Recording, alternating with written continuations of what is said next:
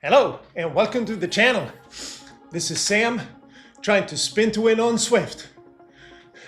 After a much needed rest day, at least for me, because I was completely wrecked from the race the other day, we're doing another ITT today at 37 kilometers. This one is a bit longer than the prologue and it is taking place on the RGV course. Now, out of the first 4 races, the prologue ITT was the worst one from my perspective if you look at time or EGAP.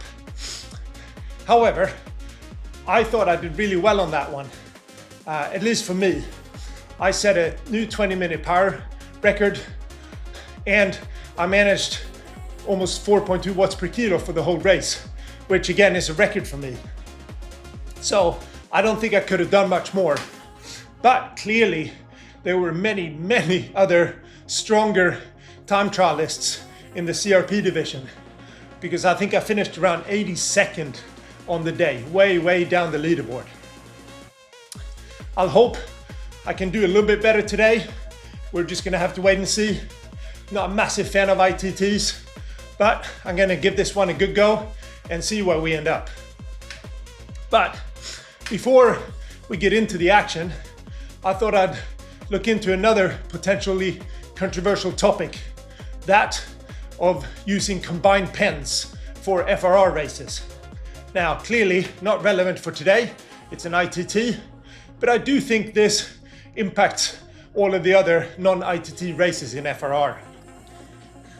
After that, we'll have a quick look at the GC leaderboard in the CRP category after stage 4 to see how I'm getting on. We'll have a quick look at today's course, pretty straightforward, especially given it's an ITT, and then we'll get into the action. So, it's time to get ready for an hour of pain. See you on the other side. So, combined pens. A topic I've seen quite a few comments about. And I wanted to provide my view on this and also go through the pros and cons. First, I would like to say I really like combined pens, and I will explain why later, but I can also see why people may get annoyed. I think this discussion also goes hand in hand with the EGAP discussion we had in the last video. And please check that out if you already haven't for some additional context. Of course, don't forget to come back to this video though. Don't forget. The link to the other one should be in the top right-hand corner now. So in my start pen, pen A, the following categories are combined. The difference in ability between a cap rider and a HAB rider, for example, is usually quite large, so you would think at first glance this would not be a problem. In an ideal world, there will be an immediate separation with cap riders flying away from the DRA riders, whom in turn drop the CRP riders, and so on and so forth. However, for a number of reasons, it doesn't work out that way. Rather, when groups form, they include riders from many different categories. This is most pronounced at the start of the race, of course, but this often continues until the end of the race as well. Some of the main reasons for this phenomenon that come to mind are a misclassification of riders, although Mr. FRR Race Control continues to work his magic here. General rider abilities. A top HAB rider, for example, may be as strong, or perhaps even stronger, than a bottom GHT rider. Range of abilities within a category.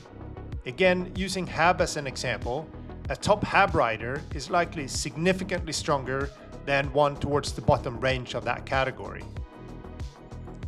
There is also overall racing behavior.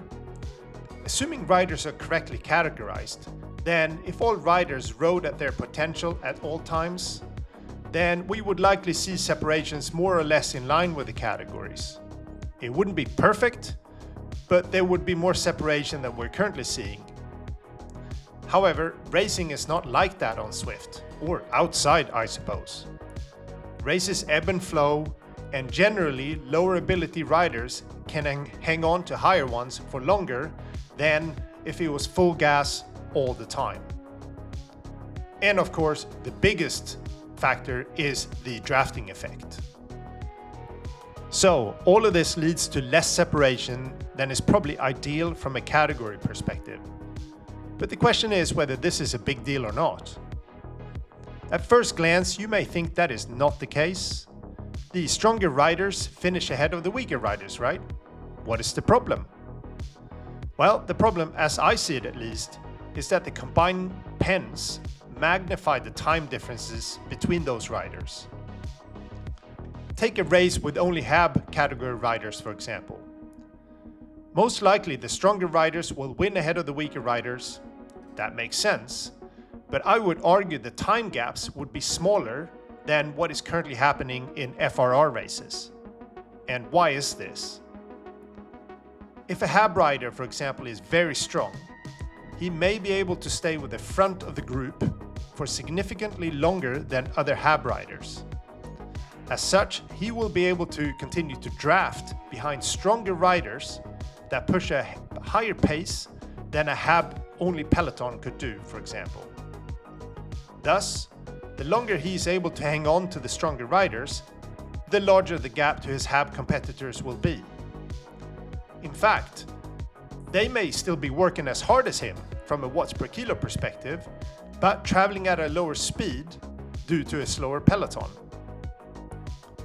I have seen this phenomenon in FRR races many times now, and I have been both on the receiving end, losing a ton of EGAP, and also being one of the riders in my category that managed to stay in the front, thus putting serious time into my competitors. In summary, the use of combined pens can lead to exaggerated time gaps between riders.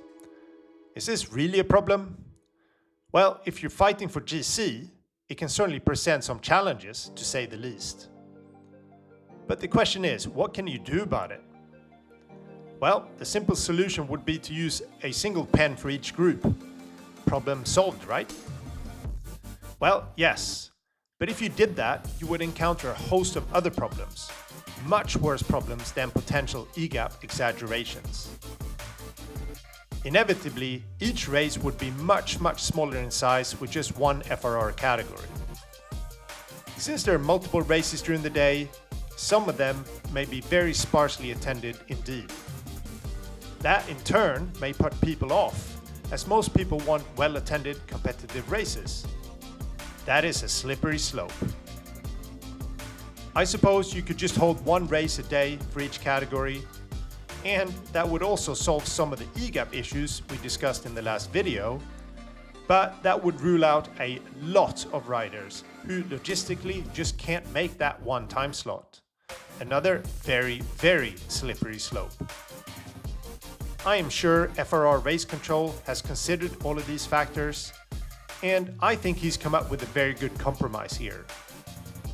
Yes, it's not perfect, and yes, it can lead to exaggerated time gaps that likely wouldn't be as big if you had a single category pen, but I think all the alternatives are worse. For what it's worth, I actually like the combined pens. I think it makes racing harder, with the stronger categories pushing the pace, and it makes you dig just a little deeper to see how long you can stay with them, before you're dropped and awe at just how strong some riders are and how far you can still progress. For me, that is motivating, and if I lose some extra EGAP because of it, well, then so be it. Okay, enough philosophy. Let's get back to what really matters. Let's have a quick look at the CRP GC leaderboard after 4 stages. Mr. Frim is in first place, followed by Caleb Barrows, with Austin DeLoach rounding out the podium.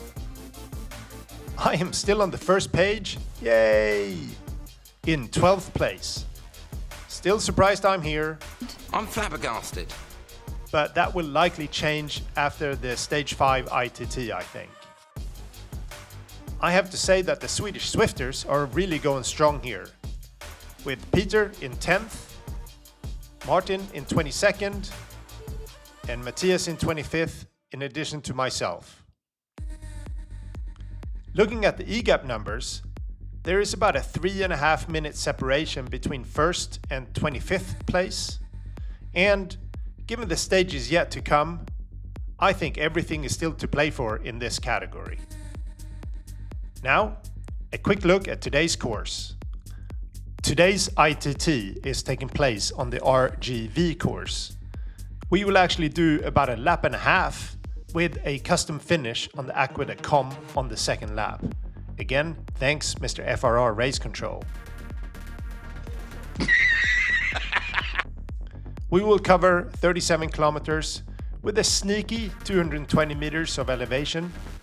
Most of that will come from the 2 ascents up the Acufff, but also some of the rollers toward the end of the first lap.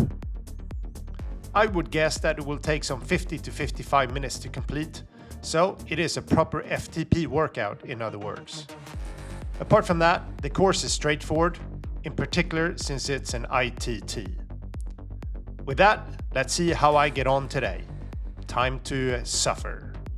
As I roll off the start line, I wanted to briefly cover my pacing strategy.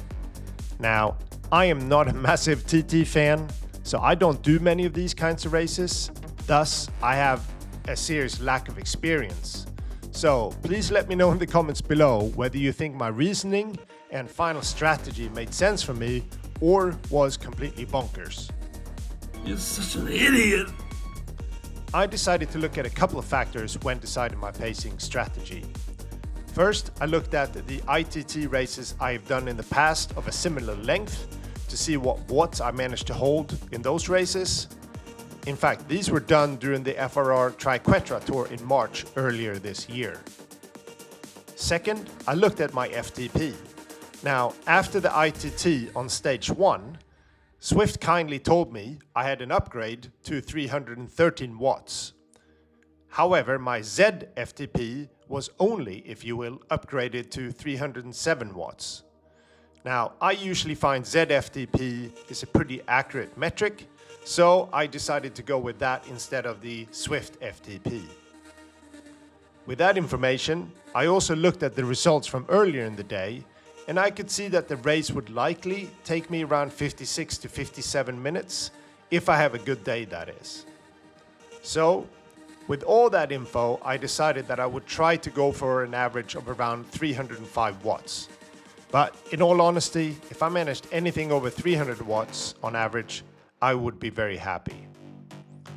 I planned to start a little harder for the first 20 minutes, perhaps around 310 watts, and then just try to hold it together from there. So, it's time to see what kind of legs I had today.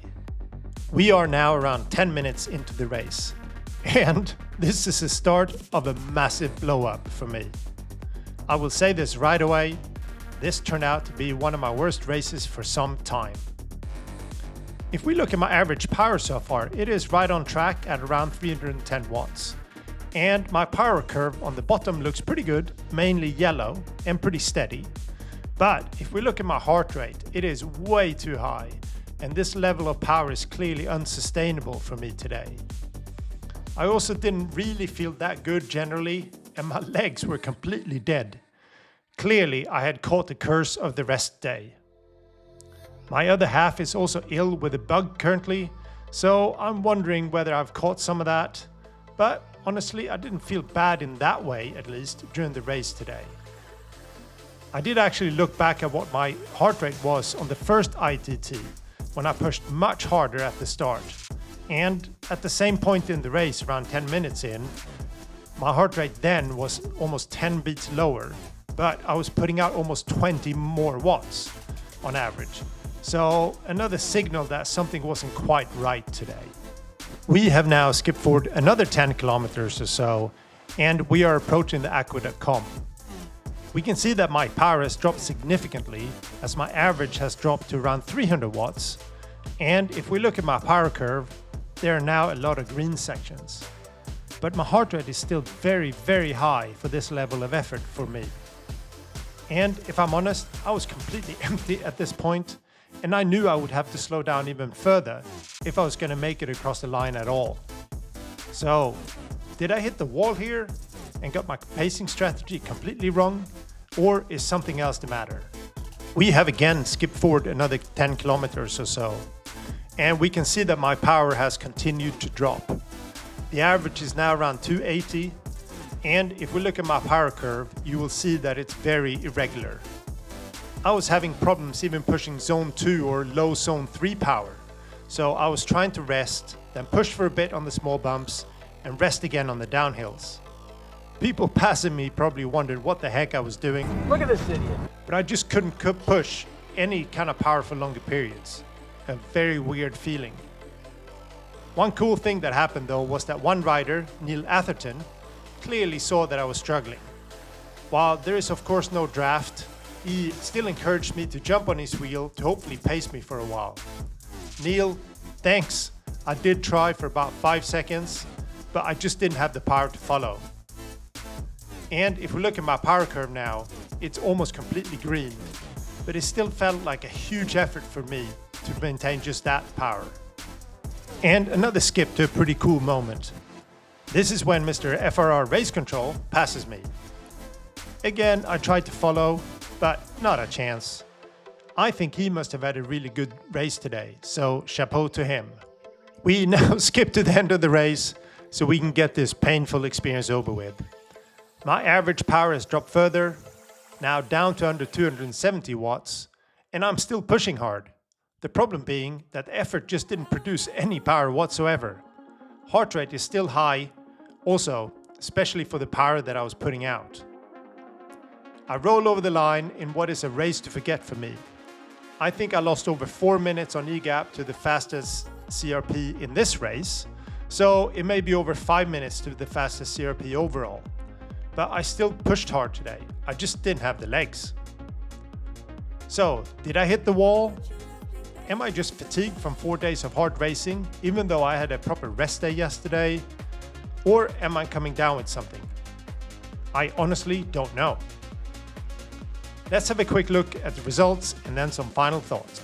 Looking on Swift Power, I think the top CRP rider in my race was Mr. Hohenstein, who produced a fantastic time of just under 54 minutes. At 4.3 watts per kilo for almost an hour, that is a massive effort. And even if I had a really, really good day, I would not have been close to that time. Today, unfortunately, we have to scroll a bit to find me. The places here don't really matter, but I lost over 4 minutes on Mr. Hohenstein, and potentially even more, as all of the races have not been completed yet today. But I suppose for a really bad day, 4 or 5 minutes is not that bad, I hope. I will keep telling myself that anyway. Okay, some post-race thoughts before we wrap up the video. Okay, post-race cool down thoughts as usual. Not sure what happened there. Either I hit the wall extremely hard, which is possible, or something's not quite right. Because I don't think I started that hard compared to what I did, for example, in the ITT on day 1. But after about 5-10 minutes, I just had absolutely nothing in the legs. And my heart rate was really, really high for the level of power that I put out. So, I wonder whether I'm coming down with something. Don't want to give any excuses, but that was a bit one-off. The other half, she's ill at the moment, so again, I'm wondering whether I'm coming down with something. Either way, thought I was going to quit a number of times there. Just was real struggle just to push the pedals, to be honest. But I did want to finish. And it was kind of cool seeing FRR Race Control going off in the distance. He must have had a really good race today, so chapeau to him. Anyway, we'll see about tomorrow. How I feel in the morning. This could be the end of the tour here for me, possibly. We're just gonna have to wait and see. But anyway, even though it was painful, I sort of still enjoyed it, even though the time was really, really bad. But it is what it is. All right, this is Sam, trying to spin to win on Zwift, and I'll see you in the next one.